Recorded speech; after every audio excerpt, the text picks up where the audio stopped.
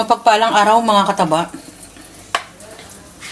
Magluluto tayo uli ng mga simpleng luto uli.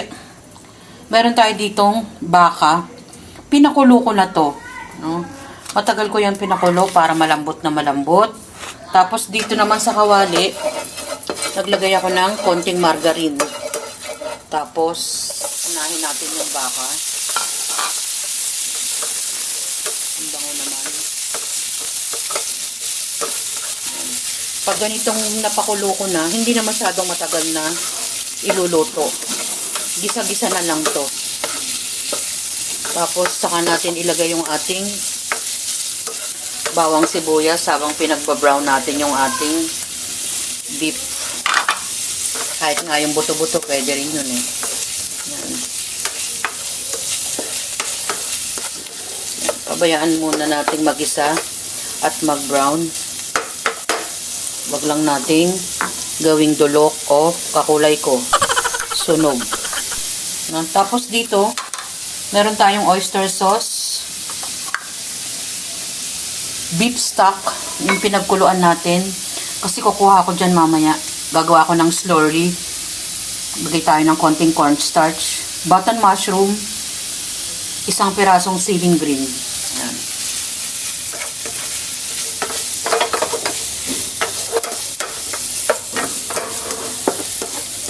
Pabayaan muna natin mag-isa ang ating mga ingredients. Tataklubang ko ulit. Yan.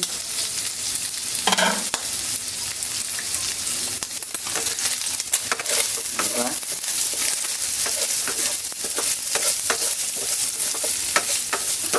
Pwede na tayo maglagay ng ating ibang ingredients. Tanggalin lang natin to. Konting salt, paminta,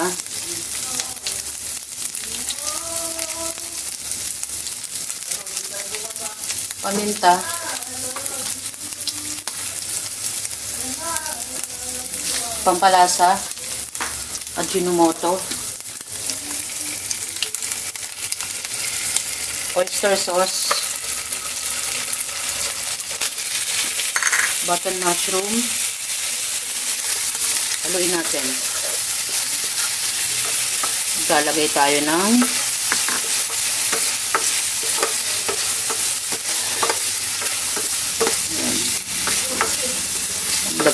maglagay tayo ng konting beef stock. Mamaya na yung story.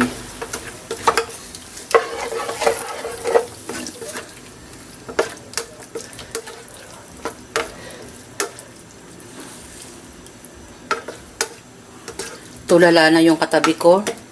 Nangangalay ka na ba? Hindi pa. Di pa? Sige, tatakpan ko na. Takpan natin. Masarap na. Pwede na nating ilagay itong ating ceiling green. Pang ano lang ito mga kataba. Yung binabanggit ko lagi na may konting kick. Maanghang-anghang ng konti. At ang ating slurry. No, yan. Nagtunaw ako ng slurry. Konting cornstarch. Isang kutsarang cornstarch. Kumuha din ako dun sa beef stock natin. Yan. Pwede na natin ilagay.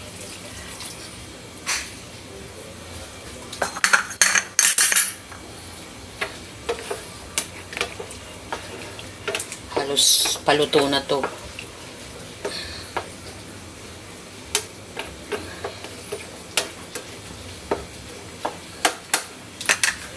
Takpan natin uli. Panibagong pagluluto ng simpleng ulam. Beef with button mushroom. Naku, napakasarap niya mga kataba. Alam niyo naman yung baka.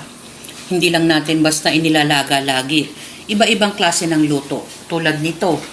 Naglagay lang ako ng mga konting pampalasa tulad ng oyster sauce. Nakakatulong din yung beef stock mga kataba. At iginisa ko lang naman yan. Lumapot siya dahil sa ating slurry.